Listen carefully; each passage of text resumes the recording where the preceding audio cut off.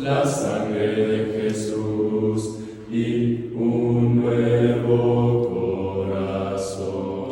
Solo de Jesús, la sangre de Jesús, que nos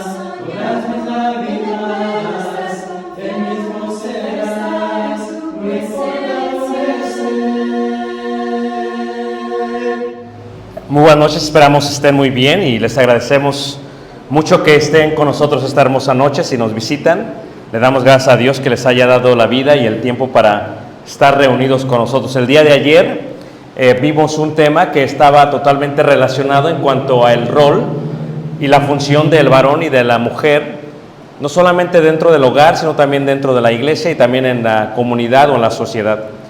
Este día veremos un tema un poco distinto y el tema tiene que ver con la idea de lo que es la unidad,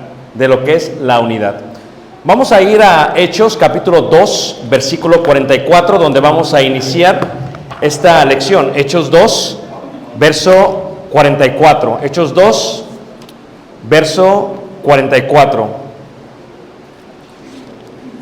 ¿Cuál es el concepto de la idea y de la palabra unidad? Quiero comenzar explicando cómo se entiende la unidad en la Biblia. Quiero explicar también cómo la ve Dios y sobre todo cómo lo vio la iglesia primitiva. Lo primero que tenemos que entender es que cuando la iglesia primitiva comienza en el día del Pentecostés, se hace porque se estaba llevando a cabo una fiesta que está en la sección ceremonial de la ley de Moisés. Hay 7 fiestas en la ley de Moisés.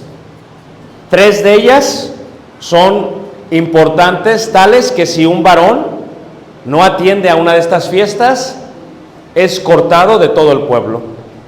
Y a veces lo podían hasta matar, tales como lo que sería la fiesta de la Pascua.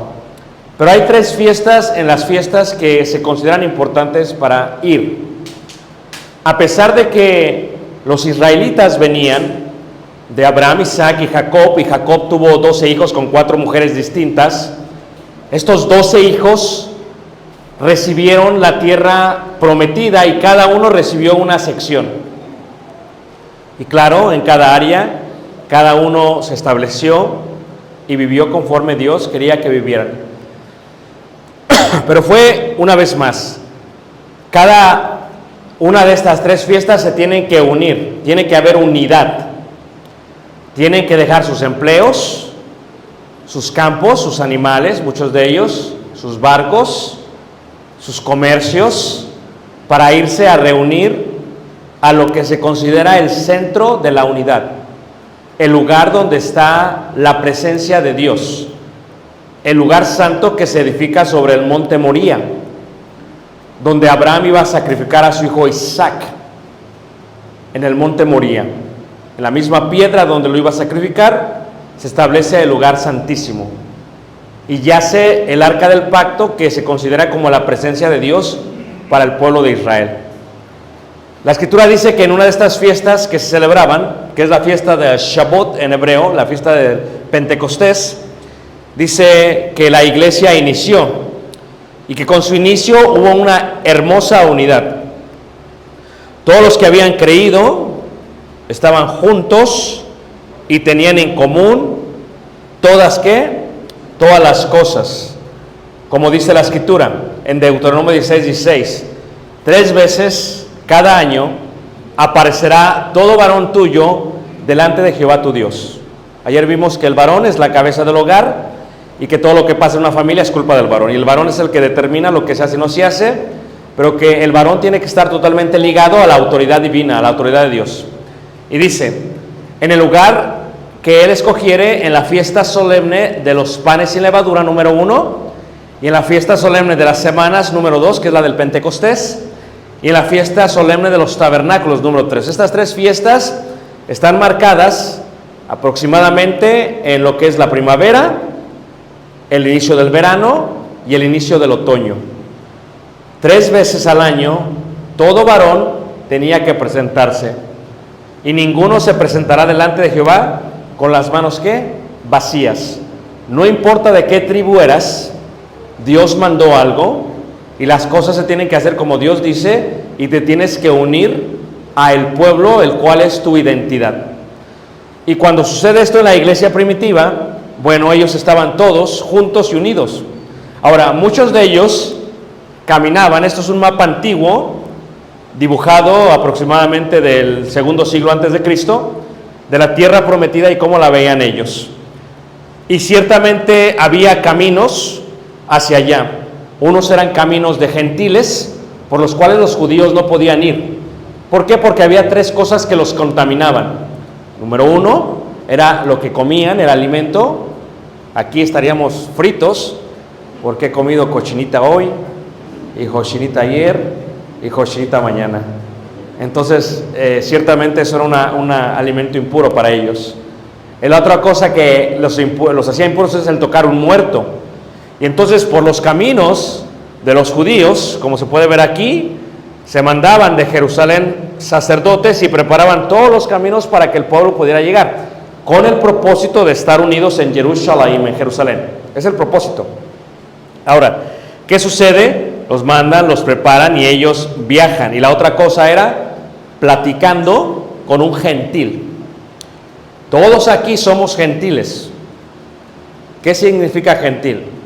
Que nuestra descendencia, que nuestra genealogía no va hacia Abraham, Isaac y Jacob. Es más, la mayoría de ustedes y yo mismo no sabemos de dónde venimos, literalmente. Porque si yo te preguntase de dónde eres, tú dirías de Campeche, ¿verdad? Y te diría, ¿y tus padres? Y dirías tal vez de Campeche, Yucatán, Chiapas. Pero tus abuelos, y dirías, bueno, mi abuelo es de acá. Y tu bisabuelo, y dirías, tal vez es por acá. Y tu tatarabuelo, y dirías, ese sí no sé dónde es. Y tu tatarabuelo, no sé. O sea, tú y yo no tenemos historia, número 1. Por lo tanto, no tenemos identidad. Ante el pueblo de Dios y ante Dios éramos gentiles. Y los gentiles tenían sus caminos, y los judíos no podían hablar con los gentiles porque se contaminaban. Por lo tanto, dice la escritura que los caminos que los llevaban a la unidad tenía que ser totalmente por camino, ¿qué? De judíos. Es lo que dice la parábola de el rey y su hijo que se va a casar en las bodas. Y hacían caravanas e iban juntos para buscar totalmente la unidad. 3 veces lo hacían. El primero era el día de los panes sin levadura, que fluía después de la Pascua, que es el principio del año de los judíos, porque marca la salida de Egipto. Esto es el 14 del mes de Nisan, ¿verdad? Es el inicio, y el 15 inician los 7 días de los panes sin levadura. Es la primera fiesta, los panes sin levadura. Pero claro, tiene que ver con la Pascua. Ahora, en la unidad, Tú tienes que comprender que el pueblo de Dios, si tú eres de la tribu de Zabulón o de la tribu de Neftalí o de la tribu de Dan, tú no determinas cómo se celebra la Pascua. Número uno, ¿quién lo determina? Dios. Ya Dios lo estableció. En la Pascua, tú no eres de ninguna tribu. Tú eres parte del pueblo de Dios. ¿Y qué te hizo parte de ese pueblo? La descendencia de Jacob. ¿Cuál es la historia que tienes junto a ese pueblo? Que cruzaron el Mar Rojo, que estuvieron en el desierto 40 años, que entraron por el río Jordán y que ahora se establecieron en la tierra prometida. ¿Ok? Esa es la idea de ello. Y la Pascua estaba establecida por ellos. Es más, cuando Jesús celebra la Pascua, lo que miramos es la unidad de todos en un proceso de cómo se llevaba a guardar la Pascua. De quién era o de qué descendencia era Jesús según se creía por parte de María, de la tribu de Judá, de Judá, que significa aquellos que alaban a Dios con las manos hacia adelante, levantadas, porque hace referencia al sacrificio cuando se levantan. Pero de quién era Leví, de qué tribu era Jacob, el mayor y el menor, y Judas. O sea, ellos eran de distintas tribus realmente, no eran de la misma tribu. Aún así, cuando vinieron a ser miembros de la iglesia, todos estaban en unidad, pero ¿quién determinaba cómo los judíos guardaban la Pascua? Lo determinaba Dios a través de su palabra. Y eso es muy, muy importante. Como lo hacían, Dios indicaba cómo se tenía que hacer. Ellos indican cómo se debe de hacer, qué día se debe de hacer, qué se tiene que matar, cómo debe de ser el cordero o el macho cabrillo que se ha de matar de un año, sin mancha, sin arruga. Eso no lo establece el pueblo. El pueblo se sujeta a lo que Dios dice. Y todos, sin importar las tribus, hacen lo que Dios manda. ¿Ok? Lo que Dios manda. Esa era una de las fiestas. Y luego ahí es donde iniciaba los panes sin levadura. Y luego viene la parte de los primeros frutos, ¿no? Los 7 frutos con los cuales Dios bendice a Israel. Son 7 frutos, como 7 fiestas. El trigo, la cebada, los higos, las uvas, las granadas, los olivos y el dátil. Todos estos son ricos y hermosos, porque cuando dice que te llevaré a la tierra donde fluye leche y miel, tiene 2 conceptos. Leche es la nutrición que se requiere. Miel es la dulzura. Se compara a la tierra prometida con una mujer, con la madre del pueblo de Israel. ¿Por qué la madre provee a sus hijos leche y provee a sus hijos dulzura? Y los 7 frutos tenía que ver con la dulzura, porque miel en el hebreo no solamente indica miel del panal, sino aquello que es dulce, aplicable aún a la mermelada y a todo el fruto dulce que sale de ellos. Y de estos frutos eran los 7 frutos de Shavuot, de las semanas, los 7 frutos que celebraban el Pentecostés. Todo esto es lo que celebraron ellos cuando vinieron a ser parte de la iglesia primitiva, lo que serían las primicias. Ahora, dice en Deuteronomio 26, versículo 15, mira desde tu morada santa, desde el cielo, y bendice a tu pueblo Israel y a la tierra que nos ha dado, como juraste a nuestros padres, tierra que fluye, leche y ¿qué? Leche y miel. Reiteramos, tú no podías decir, bueno, yo soy de la tierra de Dan y yo no quiero ir. Bueno, yo soy de la tierra de Judá y yo no me quiero presentar. Cuando hablamos de unidad, esto no se trata de nosotros, esto se trata de Dios. Esto es, Dios establece algo, nosotros lo guardamos porque nosotros decimos que estamos en comunión o en unidad con Dios. Lo voy a tratar de aplicar un poquito mejor. Yo soy Barrera, algunos son González, algunos son Hernández, algunos son Martínez. Los apellidos tales y como se conocen no se entendían en el primer siglo, en el pueblo de Israel. Ellos decían, yo soy de la tribu tal, y se aprendían la genealogía, porque eso los identificaba. Tú eres Martínez porque en tus antepasados hubo un Martín, y eres de los Martínez. Tú eres González porque en tus antepasados hubo un Gonzalo, González. Pero la idea propia del pueblo mexicano, de la República Mexicana, es que no importa de dónde eres mexicano, aunque pierda 2-0 ante Argentina. O sea, no importa de dónde eres. ¿Estamos de acuerdo? Eres mexicano. Pero el Estado te da una identidad. Así era el pueblo de Israel. El pueblo de Israel, la identidad es, tenemos una relación con Dios. ¿Dónde tenemos esta relación con Dios? En Jerusalén, la corona de Israel. ¿Qué hay allá? Allá está Dios, la presencia de Dios, está el templo de Dios. Cuando se empieza la escritura, la iglesia primitiva están celebrando la fiesta de las semanas, el Pentecostés. Así inicia. Había judíos piadosos de todas las naciones porque tenían que presentarse para ello. Ahora, hay un problema, y soy mexicano, ¿ok? Nosotros como mexicanos tenemos un problema. No nos gusta colaborar y no sabemos cooperar. Lo voy a repetir. Estoy juzgando y criticando mi propia cultura. Yo vivo en Estados Unidos y el estadounidense es muy metódico, muy ortodoxo en sus formas de ser. Pero hay una diferencia entre la cultura de allá y la cultura de México. México, si yo no avanzo, tú no avanzas tampoco. Esa es la cultura. Lo puedes ver simplemente cuando se forman para ir por las tortillas. O sea, corren, ven una persona que va al otro lado de la calle, ven que va con el mantelito, y tú vas y corres para ganarle. Es un concepto de cultura. O sea, la gente quiere verte triunfar, quiere verte prosperar, pero no más que ellos. En el momento que es más que ellos, te van a meter la zancadilla. Ahora, como gentiles que venimos a ser parte de la iglesia y como mexicanos, es difícil entender el concepto de la unidad. Porque hay muchísimo dentro de la iglesia, muchísimas personas que se adueñan de la iglesia. Esta iglesia es mía y no se mueve a menos que yo me mueva. Es un cierto tipo de soberbia, de falta de humildad. No era así con los patriarcas. Dios dice, vamos a Jerusalén, no importa lo que digas tú. Toda la tribu de Neftalí tiene que ir a Jerusalén.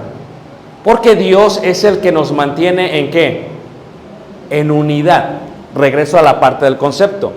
Mira desde tu morada santa, decía el escritor Moisés.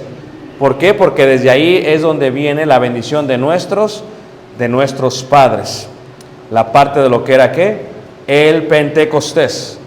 La celebración del Pentecostés, que en griego es una palabra transliterada 50 días, se requiere que todos estén en el templo a las 9 de la mañana. Hay un fuego en el Sinaí, lo recuerdan ellos, Éxodo 19:20, y hay un fuego en el monte de Sión. Esto es una sombra de lo que había de venir. Dice Hebreos capítulo 12, no os habéis acercado al monte que se podía palpar, donde aún Moisés se asustó, dice, donde aún la gente decía, no, si entramos nos vamos a morir. No, os habéis acercado al monte de Sión. El pacto de los judíos comenzó en el monte Sinaí. El pacto de los cristianos comenzó en el monte Sión, que es la unión de la ciudad de David con el monte Moría, que es Sión. Esto es el monumento a la santidad y el monumento a lo que se considera como la justicia. Ahí comenzó. ¿Por qué estaban unidos? Porque ellos aceptaron que Jesús era el Mesías. Ya entendían el concepto de unidad. Sus padres se los habían enseñado. Porque los judíos decían, si la tribu de Neftalí no avanza, yo no avanzo. Si ellos son destruidos, yo soy destruido. Si ellos no prosperan, yo no prospero. Porque se veían como una hermosa ¿qué? Familia. Ese es el concepto de unidad. Donde los padres eran los patriarcas y donde el Padre era el Padre celestial. ¿Ok? Entonces, cuando viene este concepto, cuando ellos celebraban esto, la idea general de la celebración tiene que ver con que, como decían, levantémonos y vayamos a Sión, a la casa de Dios. Porque Dios es papá, es Abba, ¿verdad? Si tú vas a Arabia o vas a Egipto, ¿verdad? No pueden pronunciar la palabra P. No la pueden pronunciar. O Pepe dirían bebe. ¿Okay? No está dentro del concepto del lenguaje árabe. Papá es Baba, Abba. Baba es en árabe, Abba es en hebreo. Por eso dice el escritor de Romanos, Abba Padre, que indica papi. ¿Quién es nuestro Padre? Dios. No le importa a Dios qué piensas tú. Si Él quiere ver a todos sus hijos reunidos, Él los va a ver. ¿Cómo lo va a enseñar? Pone 3 fiestas. Y dice, panes sin levadura, semanas y tabernáculos. Quiero ver a toda mi familia unida. Ahí no importa qué tribu eres. Ahí lo que importa es que eres mi hijo y pueblo de Israel. Eso es lo que importa. No hay entidad más que son mis hijos. Y por lo tanto tienen que venir. ¿Y qué hacían? Alababan y adoraban a Dios. ¿En dónde?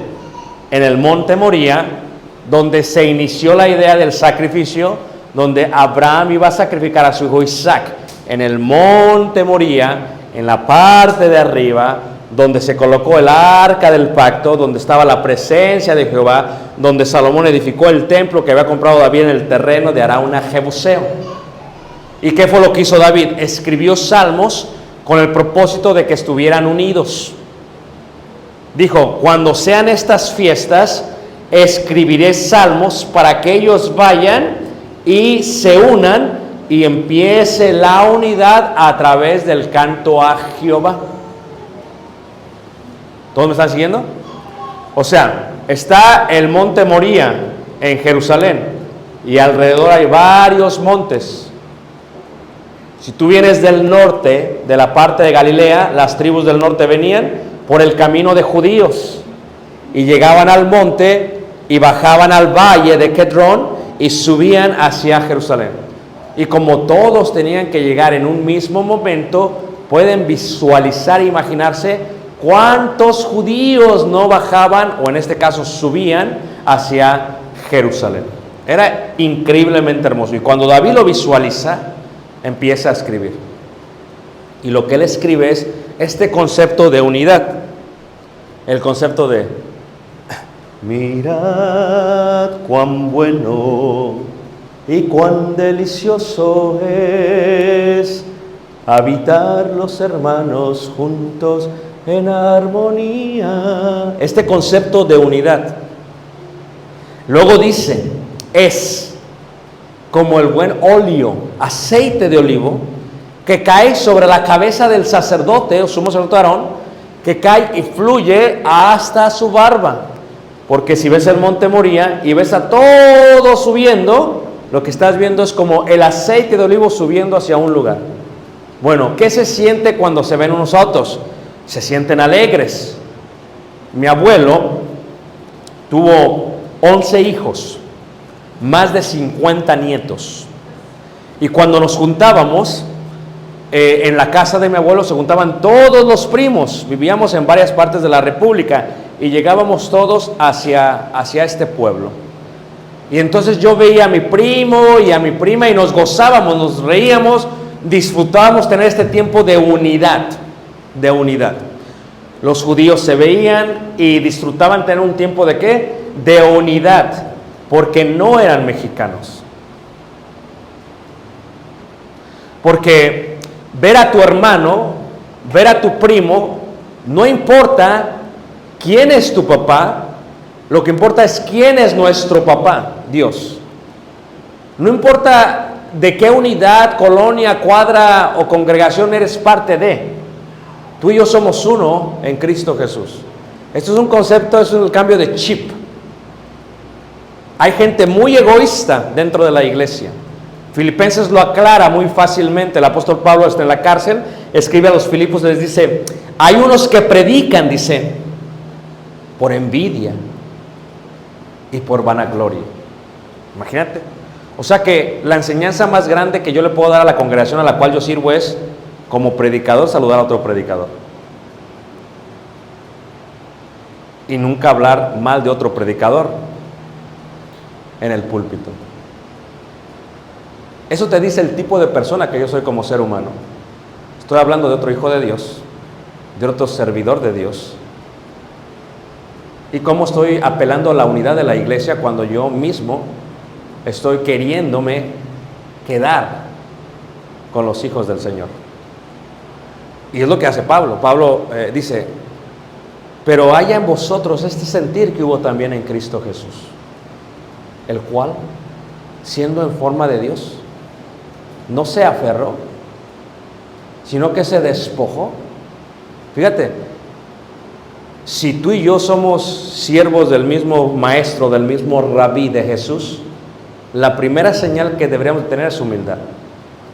Cualquiera pues que no es humilde, no es discípulo de Jesús, porque es lo primero que tenemos que aprender. ¿Amén, hermanos? Estamos bien, vamos bien. Qué hermoso era esto, ¿no? Se reunían, cantaban desde los valles cuando subían y veían el templo, ¿verdad? Veían el templo, dice, alzaré mis ojos a los montes, alzaré mis ojos a Jehová. Fíjate, la alegría de todos. Cuando nos reunimos como pueblo, deberíamos estar totalmente alegres, porque somos una iglesia. ¿Cómo cantaban ellos? Esto es Jerusalén, el templo está aquí, la imagen no se ve muy bien, disculpen, y dice, yo me alegré con los que me decían, a la casa de Jehová iremos. Cuando tú vienes al servicio, no vienes a que la gente vea tu vestido, no vienes a hablar de tus éxitos y triunfos, tú vienes a estar en unidad con el pueblo del Señor y adorar al único y verdadero Dios. Y tú te debes de alegrar con los que te decían, a la casa de Jehová, ¿qué? Iremos, donde se ofrecía sacrificios, donde llevaban a sus hijos. Es tan importante que en la iglesia haya hijos de hermanos. Yo tengo un hijo. Muchos me dicen, hermano, ¿por qué te gusta vivir en Elgin? ¿Por qué estás en Elgin? Número 1, porque la iglesia a la cual yo sirvo es una iglesia hermosa. Número 2, porque yo quiero que mi hijo crezca dentro de un ambiente saludable en la iglesia. Porque así como hay personas tóxicas, hay iglesias tóxicas. Y yo no quiero que mi hijo le agarre coraje a la iglesia. ¿Tantos de acuerdo, hermanos? Porque no todos tienen el concepto de lo que es iglesia. Y en este sentido, ellos entendían, llevaban a sus hijos, a sus pequeños, porque querían que entendieran que no somos González, ni Martínez, ni Hernández, no, ni Gutiérrez. Todos somos parte del pueblo, ¿qué? Del pueblo de Dios. Entonces hablarás y dirás delante de Jehová tu Dios: un arameo a punto de perecer fue mi padre, el cual descendió a Egipto y habitó ahí con pocos hombres, y ahí creció y llegó a ser una nación grande y poderosa. Y dice: y te alegrarás en todo el bien que Jehová tu Dios te haya dado a ti y a tu casa, así como al levita y al extranjero que está en medio, ¿qué? De ti. ¿Qué es la palabra entonces unidad? La palabra unidad viene del griego hais, que significa acuerdo, mismo, común, individual. Esto es, ¿qué tenemos en común nosotros? Yo nací en Ciudad de México, me crié en Ciudad de México, tengo ya casi 30 años viviendo en Estados Unidos. ¿Qué tenemos en común? Que creímos en Jesús, que obedecimos a su evangelio, y que al obedecer al evangelio y nacer de nuevo en las aguas del bautismo, tú y yo tenemos la misma comunión. Aunque tú no conoces a los hermanos en toda la faz del mundo, en la India, en China, en Australia, en Japón, no los conoces, pero el pan que partimos el domingo no es la comunión del cuerpo, ¿qué? De Cristo. ¿Cuál es la primera fiesta? Los panes sin levadura. Siendo solo un pan, nosotros con ser, ¿qué? Muchos. Aquí no importa, los hermanos me llevaron a pasear, preciosa la ciudad, ¿no? Y me llevaron allá para el lado de las dos, del fuerte, donde hay unas casas hermosas. Tengo entendido que son de campechanos también. No sé cómo, pero son de ellos. ¿Tantos de acuerdo? Entonces, si uno de ellos fuera miembro de esta iglesia, él deja su poder, su posición y su riqueza allá. Y aquí todos tenemos lo mismo en común. Aquí no importa cuántos idiomas hable yo. Yo y tú somos iguales. Y yo, en cuanto a ti, te tengo que considerar como a superior de mí mismo, dice la Escritura.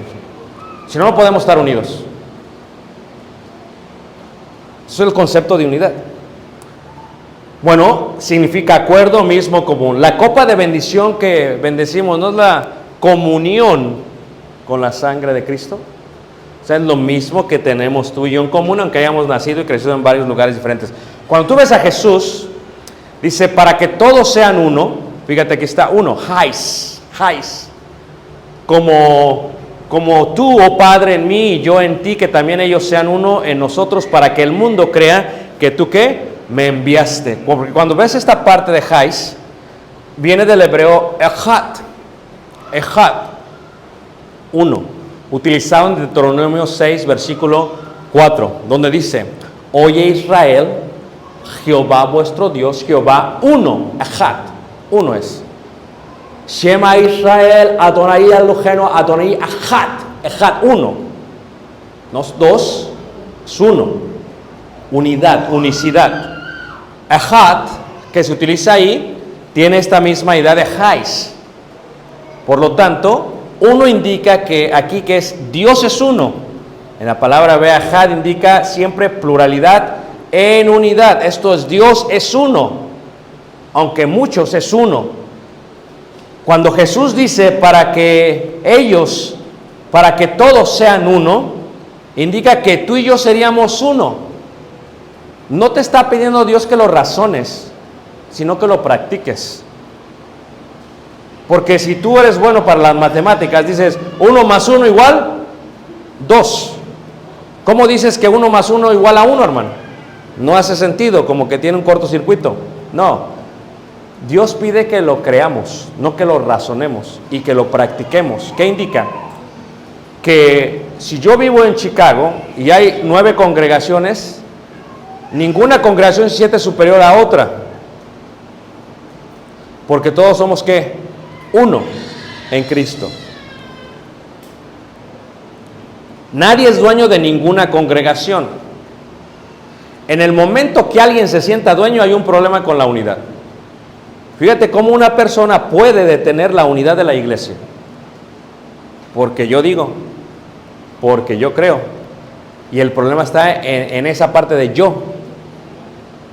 Porque aún Jesús dijo, para que todos sean, ¿qué? Uno es la petición de Jesús al Padre.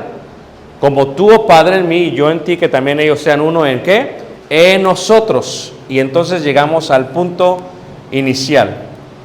¿Cómo se entiende esta unidad? En hebreo indica la idea general de que Jesús, cuando se dice Jesús, Él es el Hijo de Dios, esto indica divinidad.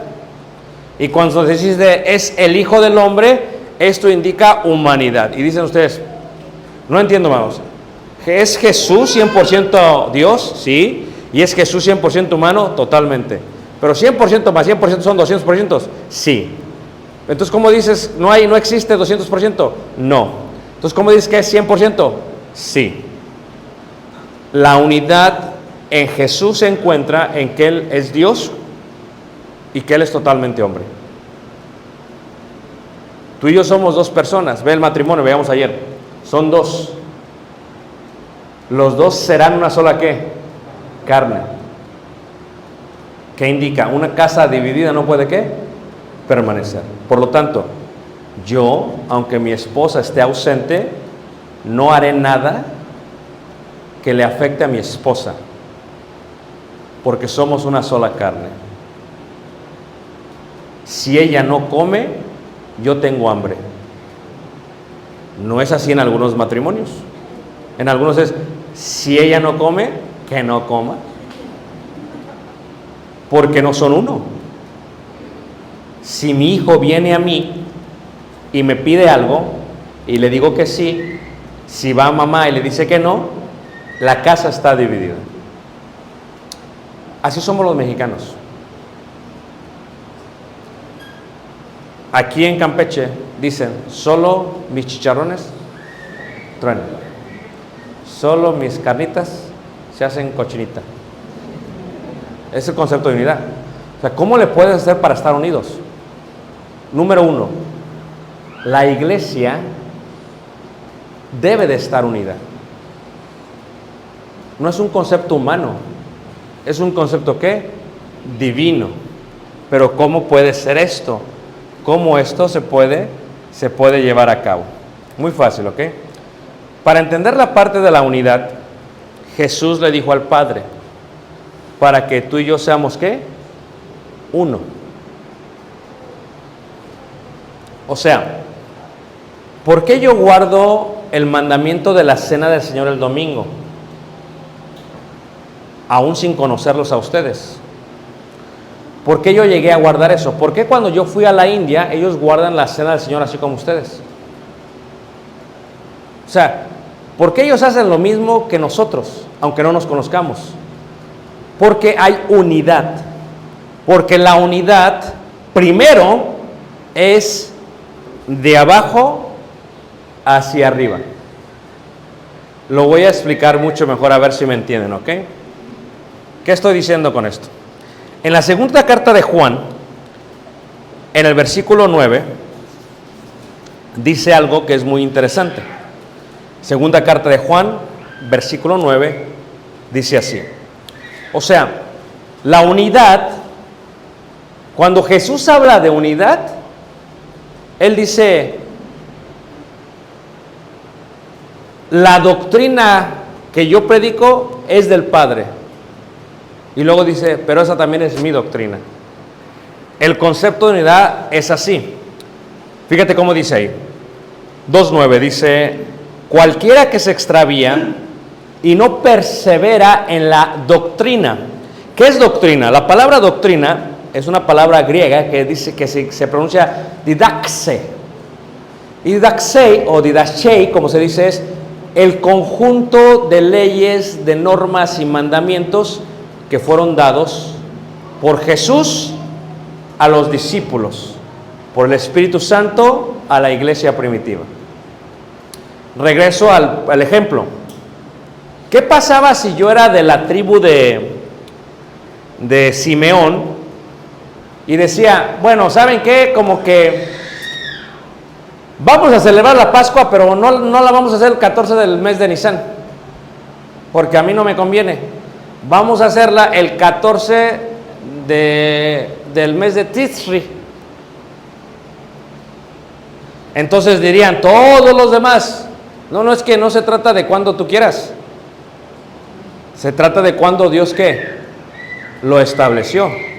O sea, lo que hace que una persona vaya del sur a Jerusalén, del norte a Jerusalén, del occidente a Jerusalén y del este a Jerusalén, es que todos están unidos con Dios, con lo que Dios ha dicho, y están guardando su ley.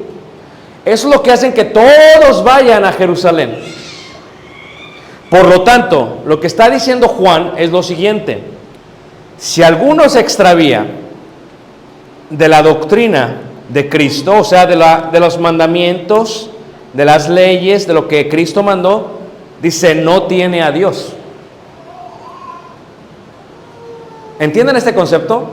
O sea, vamos a decir que el de la tribu de Simeón dice, yo no la voy a hacer, porque así sería el mexicano. A mí no me agrada, porque mis chicharrones, ¿qué? A ver, ¿de qué piel sacamos más que? Correa. Porque uno, fíjate cómo es en el concepto, yo me doy cuenta de esto. Cuando tú estudias con judíos, cuando tú estudias en una congregación de judíos, dicen, alguien hace una pregunta y el que está enfrente la recibe positivamente y dice, la pregunta que me está haciendo a mí es una invitación a yo analizar, razonar y tener un pensamiento cognitivo más propio para podérsela contestar. Dice, pero que no suceda en una iglesia en México. Porque si preguntan, yo me ofendo. No, la pregunta es una invitación a crecer más, yo como maestro y el estudiante como oyente. ¿Sí ven cómo es culturalmente distinto? Ahora, si dice Simeón, no, yo la voy a hacer el primero del mes de Tisri. ¿Quién se une a mí? Y le dice a las tribus. Y sale uno de la tribu de Efraín. Y dice, yo Simeón, yo y tú nos vamos a poner de acuerdo y la vamos a hacer el primer día del mes de Tisri. Es cuando vamos a hacer la Pascua. Y las demás tribus dicen, no, es que no, así no va. Simeón, Efraín, así no va. Porque Dios mandó algo. La unidad es con Dios. Si dos personas se ponen de acuerdo, aunque estén de acuerdo en algo, no quiere decir que Dios lo aprueba. Porque la unidad no es hacia los lados, la unidad es hacia arriba. Esto es, ¿qué debería de hacer Simeón? Sujetarse a lo que Dios ya dijo. ¿Qué deberían de hacer los discípulos? Si se extravían, dice Juan, si se extravían de la doctrina de Cristo, no tienen a Dios, aunque ellos digan que tienen a Dios. Porque ¿cuántos grupos religiosos dicen que tienen a Dios? Así. Pero aquí, ¿cómo identificamos quién tiene a Dios? Los que practican la doctrina ¿de qué? De Cristo. Y dice ahí, no tienen a Dios. El que persevera en la doctrina de Cristo, ese tiene al Padre y tiene a ¿quién? Al Hijo. Lo mismo dice primera carta de Juan, capítulo 5, versículo 7. Porque tres son los que dan testimonio en el cielo, el Padre, el Verbo y el Espíritu Santo. ¿Y estos tres qué? Son uno. Ahora, tú y yo, fíjate cómo es la unidad. Si tú tienes comunión con el Padre y guardas la doctrina de Cristo, aunque tú no me conozcas a mí, si yo hago lo mismo, tenemos unidad. La unidad no es hacia los lados, la unidad es hacia arriba. Cuando hay un problema en la iglesia, aquí no se trata de lo que tú piensas ni de lo que yo pienso, se trata de lo que Dios dice. Y lo que Dios dice no nos va a gustar a veces, se hace lo que Dios manda. ¿Por qué? Porque la unidad es hacia arriba. Y si alguien no se sujeta a esa doctrina, no tiene a Dios, no tiene al Padre, no tiene al Hijo. Fíjate la importancia. Por lo tanto, yo no puedo decir, no, es que a mí se me ocurre, no. A mí me agrada, pues tampoco. Se dice, así ha dicho Jehová. Así dice Dios. La unidad es hacia arriba. Los judíos no podían cambiar eso. Cuando la iglesia primitiva comienza, dice, y perseveraban, ¿en qué? En la didaxé, en la doctrina, ¿de quiénes? De los apóstoles. Fíjate cómo los apóstoles no andaban con que no, pues es que yo soy Juan y yo me acosté, así es Juan, porque también lo dice, yo me acosté al discípulo que Jesús amaba. ¿Acaso no amaba a los demás Juan? Bueno, pero así es Juan, me acosté. Lo que decía Juan era lo que decía Pedro, y lo que decía Pedro, lo que decía Jacob. ¿Por qué? Porque la doctrina era una misma. ¿Tú te has puesto a pensar si estos fueran mexicanos? ¿Tú te has puesto a pensar esto, hermanos? ¿Por qué no hay unidad en la iglesia? Porque cada quien ve por sus propios intereses y no por los de los demás. Primero, yo tengo que estar unido a Cristo, al Padre. Si tú y yo, aunque no nos conozcamos nunca en la vida, a veces pasa, dice el hermano, ¿qué se siente comer con los hermanos en Israel? Pues se siente muy bonito. Hágate cuenta que tú estás comiendo con ellos, es como cuando comemos aquí con ustedes. Sientes como que tienes muchas cosas en ¿qué? en común, porque ellos están recibiendo la misma enseñanza que tú y yo. Y tenemos esa hermosa, ¿qué? Unidad. Era una unidad tan increíble que si mis hermanos allá tienen necesidad, me duele a mí. A ver, ¿quién tiene más de un hijo? Levante la mano. Ustedes me van a entender. ¿Verdad que ustedes no tienen hijos favoritos? Como padre, ves que tus hijos estén ¿qué? Unidos. Y ves por el bien de ¿qué? De ellos. Fíjate lo que pasó en febrero. En febrero, Rusia invadió Ucrania. Y la iglesia de Cristo fue desplazada por toda Ucrania. ¿Qué hacemos como iglesia? Le digo yo a la congregación a la cual yo sirvo. No los conocen. La pregunta es, ¿son tus hermanos? A ver, ¿sí o no? A ver. Pero no amemos solamente de qué, de lengua. Lo que necesitaba la iglesia en ese momento era ayuda económica. Fue febrero. Amén, hermanos. En Estados Unidos se reciben los impuestos en marzo. Aquí se recibe el aguinaldo el mes que viene. Amén, hermanos. Ya no los oí tan seguros. Y le dije a la iglesia a la cual yo sirvo, necesitamos mandarle ayuda.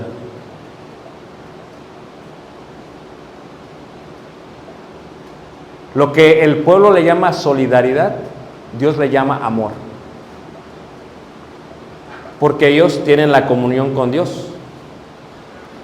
¿Qué pasó el año pasado? El año pasado, 2021, recuerdan ustedes ahí en el mes de abril, hubo un tsunami de casos de COVID en la India. O sea, fue increíble. O sea, tú ves la ola y yo hablaba con los hermanos. ¿Cómo estamos, hermanos? Está Neine. Y me dice, no, estamos mal. Y se murió este predicador y se murió. Y empezaron a morir, hermanos. Mira, México, y yo sé que Campeche dices, no, pues no somos Mérida, ¿va? No somos Monterrey. Pero escúchame lo que te voy a decir, ¿ok? En la India, una familia come con 120 pesos al mes. ¿Sí entienden el concepto? En Venezuela, la gente espera días para recibir un medicamento en las farmacias. ¿Entiendes el concepto, hermanos?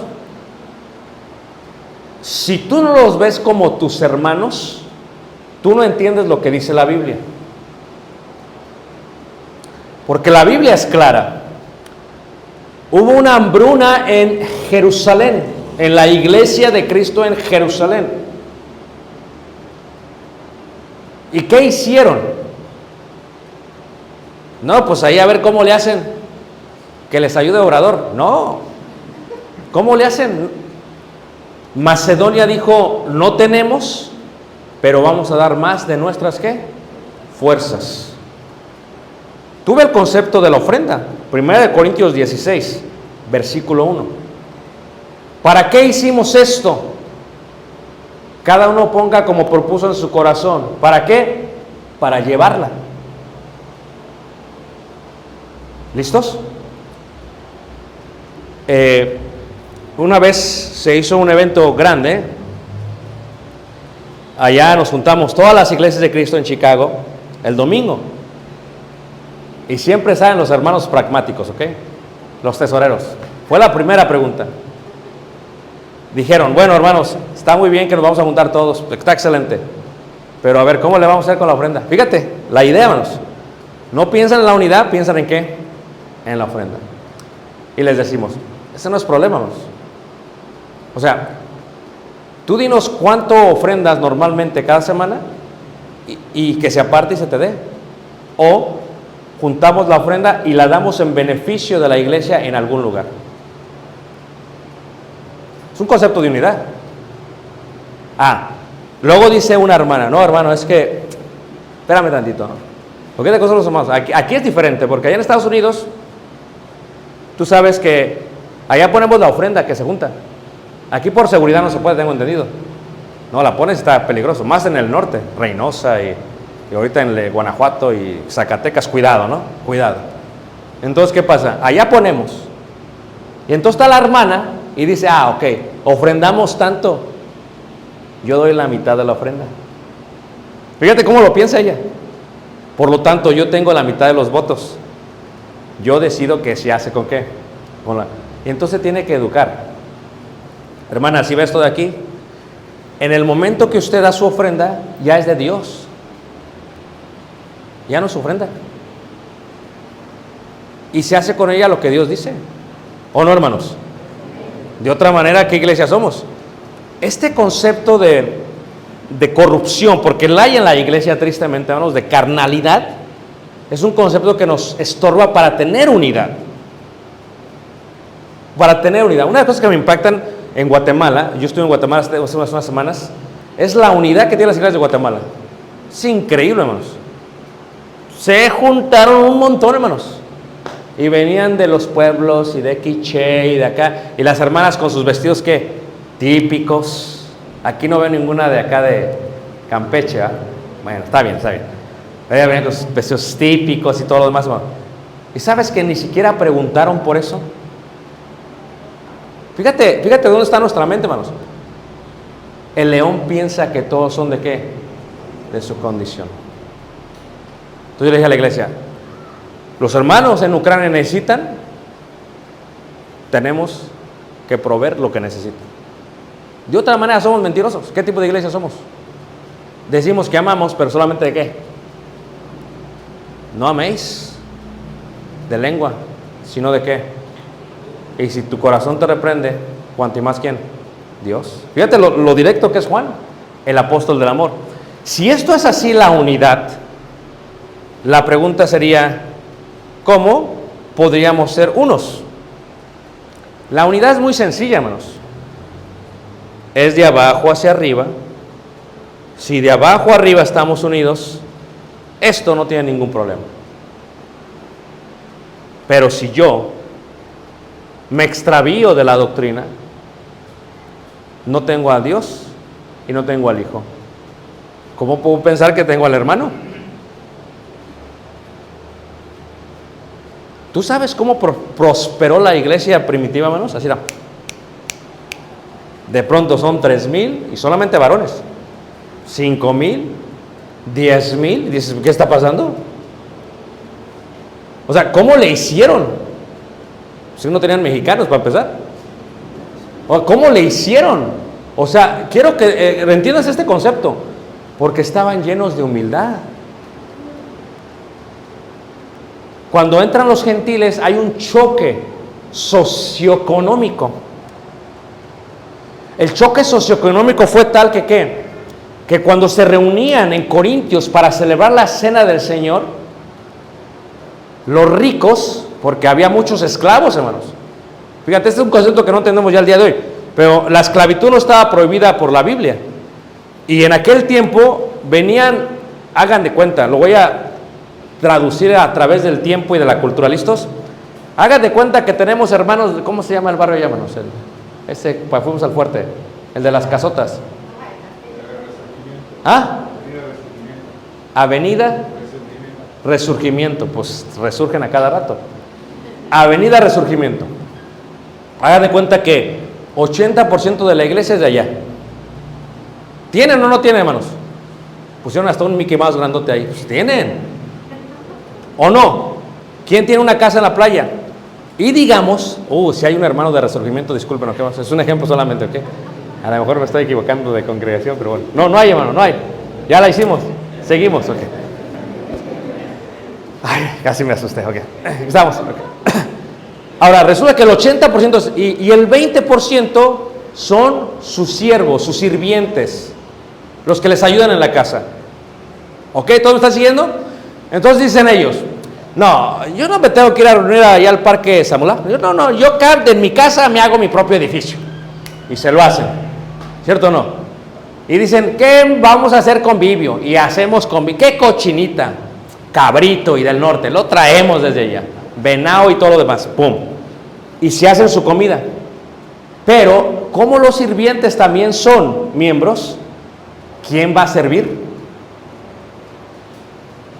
O sea, diría, a ver, ¿cómo te llamas tú, hermano? ¿Ah? Mauricio. Vamos, Fabricio. Vamos a decir que tú, hermano Fabricio, eres de allá. Tienes cara de allá, ¿ok? Del Resurgimiento. Y Fabricio es de allá. ¿Están todos siguiendo, hermanos? A ver, ¿y tu hermano? Alejandro. También es de allá. Alejandro y Fabricio. Y acá el hermano se ve más pobre. ¿Cómo te llamas tú, hermano? ¿Ah? Armando. Entonces Fabricio le dicen al hermano, a ver, haznos de comer, haznos el pan sin levadura y el jugo de la vid, y ya que acabemos, tú te juntas con tu familia y hacen la cena aparte. Eso es lo que hacía la iglesia primitiva, hermanos. Por eso dice Pablo, en esto no os alabo. ¿Por qué? Porque el concepto socioeconómico de los gentiles era, la unidad no existía, porque no tenían identidad como los judíos, no venían de una genealogía. En este caso, lo que le diríamos a Fabricio el hermano, diríamos, ¿sabe qué, hermanos? Resurgimiento se queda allá. Tú pasas la puerta y tú ya eres uno igual que nuestro hermano Armando. Y es más, tú le vas a servir a él. Amén, hermano. ¿Está difícil? Allá decían, no, espérame. Y ellos lo que hacían es que los apartaban. Y las clases socioeconómicas dividían la congregación. ¿Y cómo le hacían para estar unidos? Eso lo veremos en la segunda lección.